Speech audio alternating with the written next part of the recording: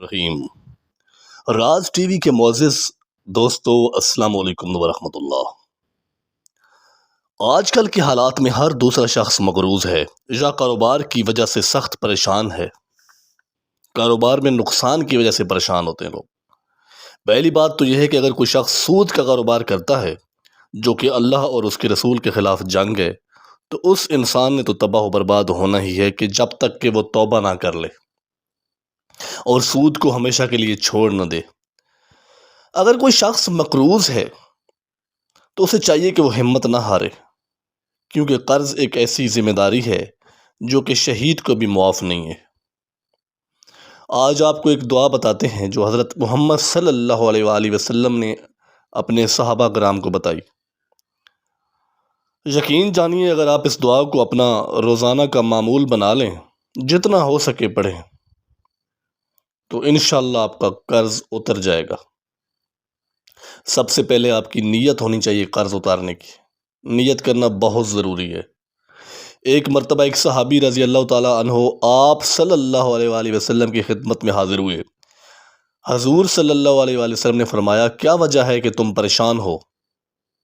اس نے کہا، یا رسول اللہ صلی اللہ علیہ وآلہ وسلم، میرے اوپر اتنا قرضہ چڑھ گیا ہے کہ جیسے پہاڑ ہو۔ آپ صلی اللہ علیہ وآلہ وسلم نے فرمایا، گھبرانے کی کیا ضرورت ہے؟ تم یہ دعا جو میں بتلا رہا ہوں ہر نماز کے بعد پڑھا کرو۔ اللہم اکفنی بحلالک عن حرامک واغننی بفضلک عمن سواک۔ دوبارہ بتاتا ہوں، یہ سامنے اسکرین پہ آ بھی رہی ہے، آپ پڑھ سکتے ہیں، اس کو اسکرین شاٹ لے لیں۔ اللہم اکفنی بحلالک عن حرامک واغننی بفضلک عمن سواک۔ جتنا ہو سکے پڑھ لیا کرو۔ چند دن کے بعد صحابی کہتے ہیں، میرا قرضہ اتر گیا۔ حضور صلی اللہ علیہ وآلہ وسلم نے فرمایا کہ اگر تمہارے اوپر پہاڑ جتنا بھی قرضہ ہو تو انشاءاللہ وہ اتر جائے گا۔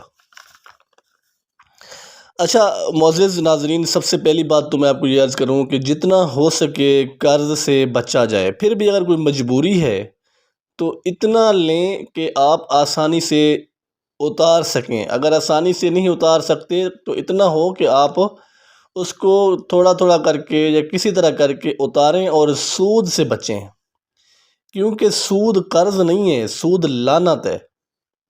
قرض تو قرض حسنہ ہے، سود تو لعنت ہے۔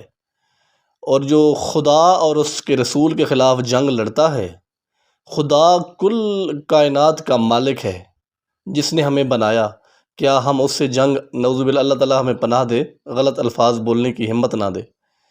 اللہ تعالیٰ جو بنانے والا ہے اس کے خلاف کوئی جنگ جیت سکتا ہے؟ ہرگز نہیں۔ وَهُوَ عَلَىٰ كُلِّ شَيْءٍ قدیر ہے وہ۔ تو قرض جو ہے، قرض سے آپ ہمیشہ دور رہیں اور جتنا ہو سکے کفایت شعاری اپنائیں تاکہ آپ کو قرض اٹھانے کی نوبت ہی نہ آئے۔ امید ہے کہ آپ اگر مقروض ہیں آپ اس دعا پر عمل کریں گے، آپ نماز پنجگانہ ادا کریں۔ اور ایک اور چیز میں آپ کو بتاتا چلوں کہ جتنا ہو سکے درود شریف کا ورد کرتے رہا کریں، بیٹھے ہوئے، بیٹھ کے، چلتے پھرتے نہیں، اور باوضو، تو اس کا بھی بڑا اثر ہوتا ہے۔